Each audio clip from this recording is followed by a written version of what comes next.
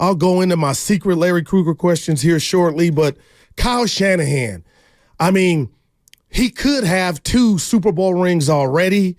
When you talk about the greatness of Bill Belichick and Phil Jackson, I'm not saying you got to get 6 or 5. You'd like to, or you can be Dan Reeves.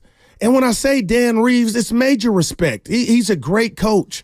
But, Larry, I'm starting to just hone in on Kyle. I understand his brilliance.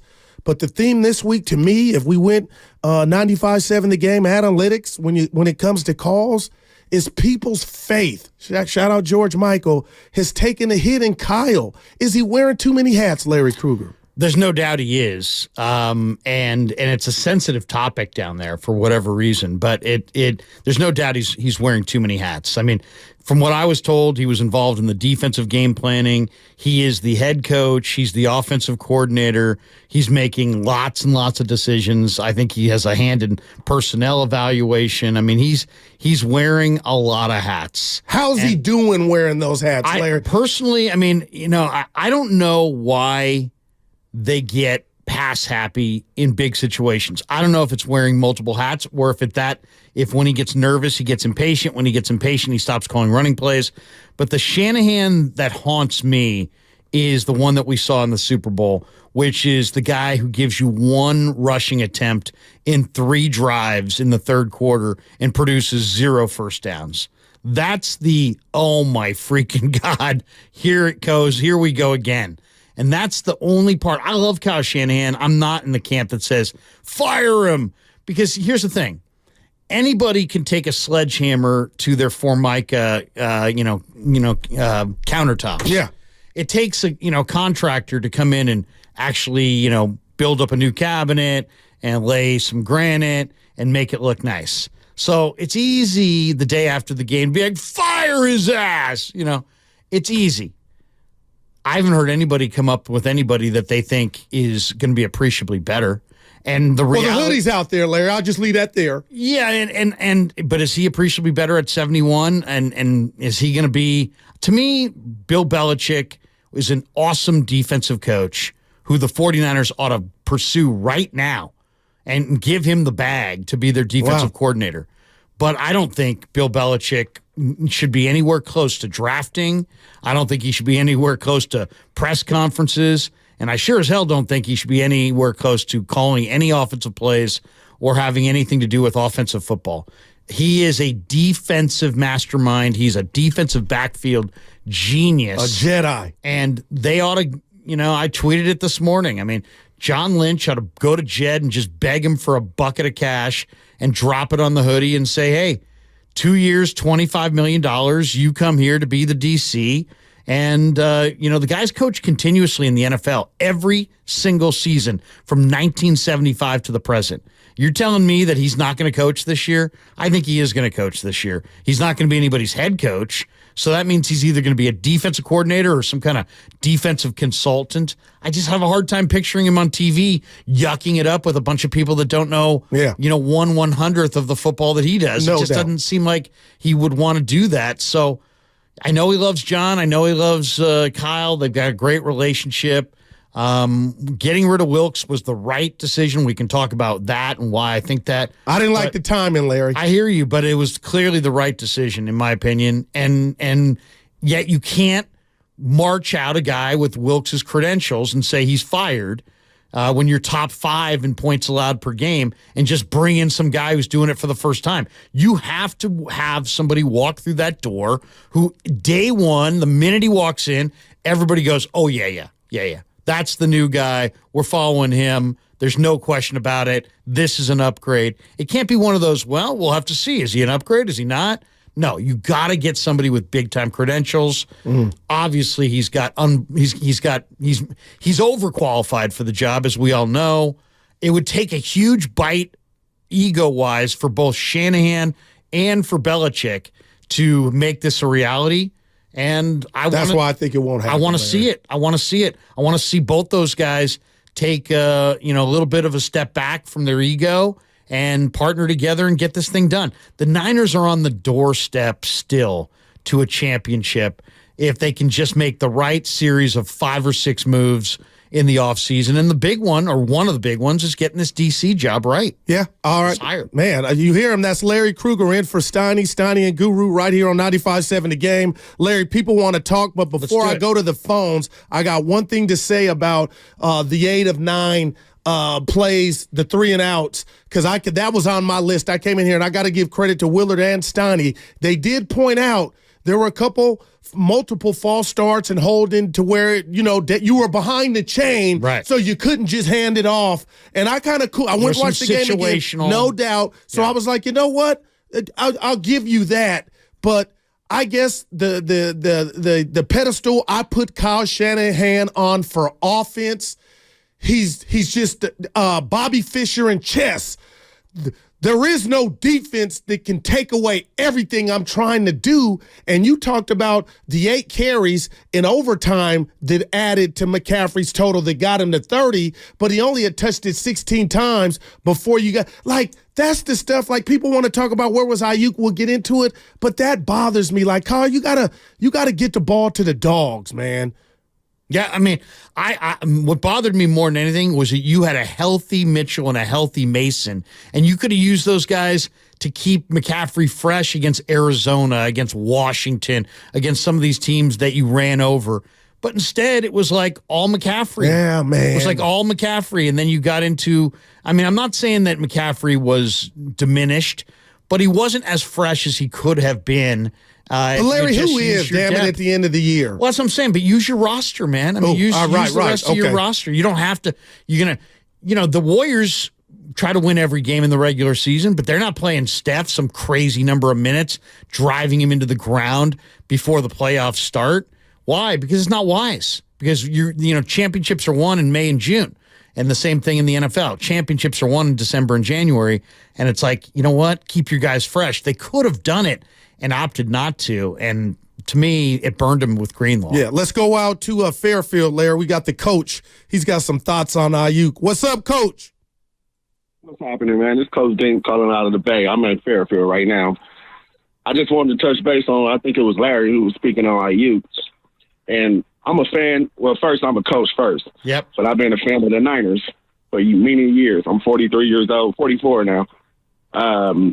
Been a fan of the game for a long time, coach for many, many years. But watching this game in my house with my 15-year-old, who's another Patrick Mahomes, he's a fan of Patrick Mahomes, so there's Niners in Kansas City in this house, so a lot of turmoil. But anyhow, as we're sitting here watching the game, even to the last play of the game when, who was that? Chris Jones, I think, came through. Yeah. Man, Ayuk made Snead look stupid. Right. He's on the ground, wide open, and he could have gave it to him right then and there. But even at the end of the back of the end zone, he still was waving his hands. But because I think Purdy was looking to Jennings, his mind was already made up to go to that right side. And then plus that pressure from that right side really just made it look even worse for Purdy. You know what I mean? So I don't know where the breakdown came from. Well, if they had picked up Jones, he would have had at least a chance to look over to his left. And if he had even glanced left, as you're referencing, Ayuk could put Snead in the spin zone, man. He was on the carpet. Yeah, dropped him. He would have quickly flicked it over to Ayuk for what would have been the easiest pitch and catch touchdown all year. So that goes back to with Aaron Rodgers or even Mahomes in that situation with Jones still coming. And I think of my great taco meat. If Purdy was more seasoned, would he have is that on? Can we just say a more seasoned quarterback may have saw that and got rid of it faster? Just a thought. I mean, it's just one of those things that it's very difficult to turn your eyes away from a 295-pound guy with a head of steam sprinting right at you, especially when there was also separation between Jennings and the corner on that side. Jennings was open. But you're right. I mean, when we saw how open Ayuk was on the backside there, if he could have just even glanced, he could have just flicked it out there. But that would have been a play that was remembered forever, like the Joe Montana drive to the Cincinnati Bengals to. Yeah, I mean, I will say this about Ayuk, though, guys. Ayuk played a ton of games this year. He was targeted double digits one time. all year. There was one game, the Cleveland game, and that's when Debo went out early. He got 10 targets that game. He didn't get double-digit targets the rest of the year. He was an all-pro wide receiver. I mean, do I need to bust out the Tyreek Hill football card? I guarantee you Tyreek Hill was targeted over 10 times, at least 5 different times. So you don't get mad at me or anybody else that says, I'll go NBA. I'm bad at analogies. Not dink and dunk, but almost like open it up a little bit. Kyle, you got some horses. Steiny always says, I don't know if Ayuk or Debo or those dudes that can go downfield with it, but maybe good defenses, Larry, are figuring out, let's take the middle of the field away. The Niners don't like to throw past the hashes or whatnot. Is there something in that to where maybe he needs to open it up and then they become more difficult? Because I don't look at Ayuk as a stiff or limitations to where he can't get deep. Kittle, too. Was George Kittle a glorified offensive lineman in the Super Bowl? Because last Super Bowl, he was running open all day long like a deer in the field, Larry, and Jimmy just didn't see him.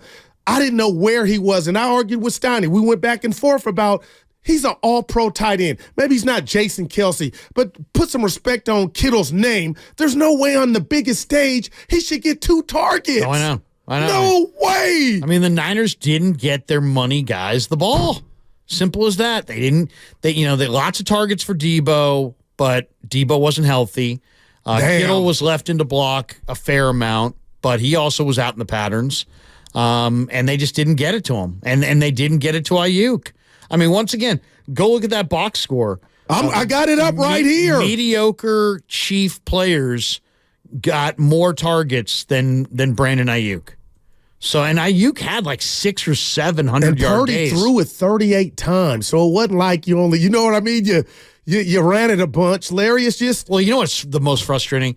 So you don't run it at all in the third quarter, and you go 3 and out 3 times. Defense getting gassed. How do you, and I agree with what you were saying about what Willard and Dibbs were saying. It was partly situational, right? Okay. You fall behind on the chains and suddenly you got to pass. Well, guess what? Guess how you can, eliminate that. Talk to me. You run on first freaking down. And the Kansas City Chiefs were giving up 6 yards a carry to 21 and 22 personnel. That's 2 backs on early downs, 6 yards a carry. It ranked 30th in the NFL. That was their clear advantage to run on those early downs, and they didn't take advantage. No, we're going to go to phones. I keep saying that, Larry, you're right. And for a majority of that early game, the Niners were averaging 9 yards a play.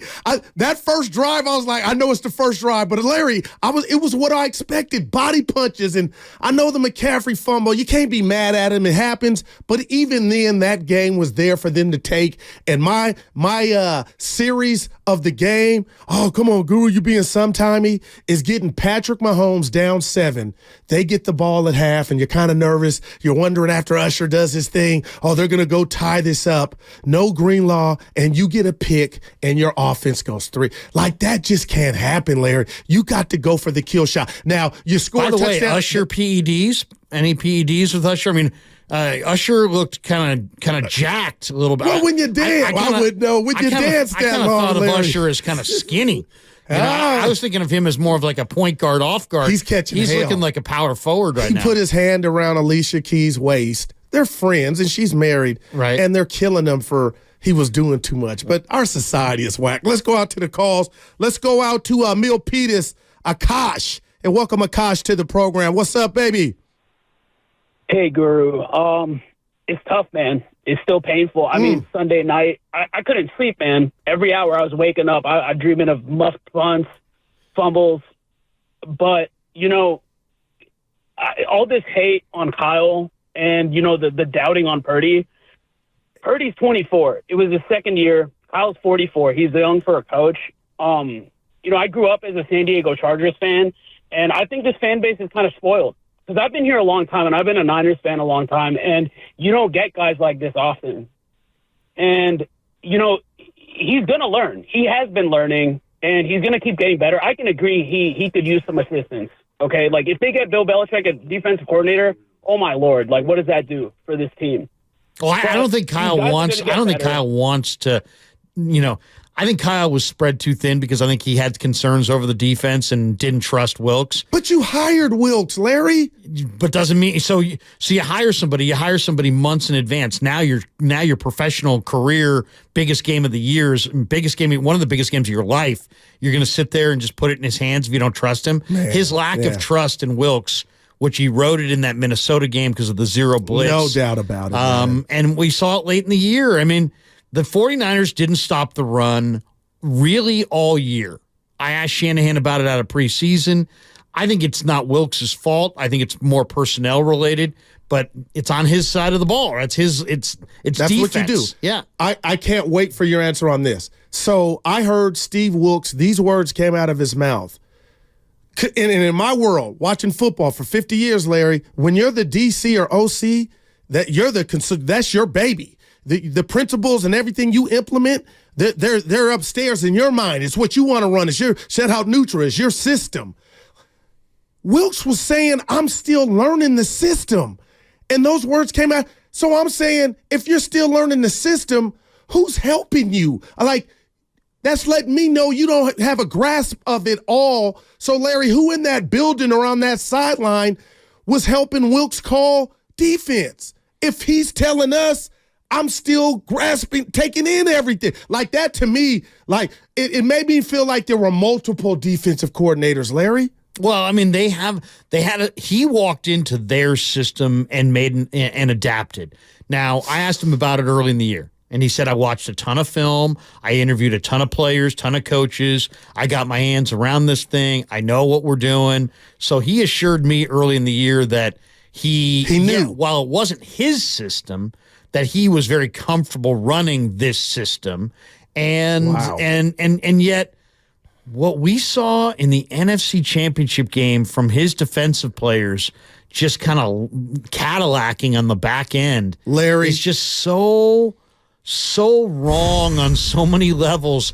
And I was the one who went to Shanahan and said, is this your culture? I heard your question. And I didn't want to ask that question because I was like, oh, man, I'm going to blow up their room and make this big controversy. But it is a major deal. I mean, it happened. It happened. And not only that, it had to be called out. It absolutely had to be called out. And so I asked that question. The next day, Shanahan said, no, that's not our culture. The next day, Wilks came down. He started the presser. He's staring right at me, and I couldn't figure out. Is he looking at you, Larry? I mean, he was staring right at me. I mean, I was sitting well over to the side, and he's just looking right at me. Now, I wasn't sure if he was hacked off because I called out his guy and brought some heat to his room, or if he was happy because I called out his guy because he clearly wasn't calling out his guy.